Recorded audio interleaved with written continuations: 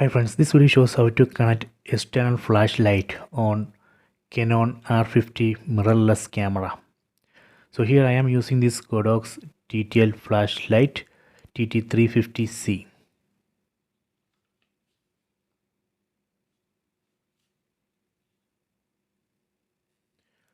This is a Canon R50 camera. So this is a location where we need to connect this external flashlight. First let me remove this cap. So this is a port. So this is a port where we need to connect this external flashlight. Let me check the pins of this TT350C flashlight. You can see here on bottom it has 5 odd shoe pins,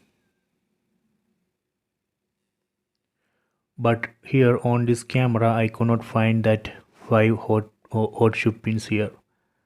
So this is a different port, so we cannot directly connect that flashlight on this camera. We need a new adapter here.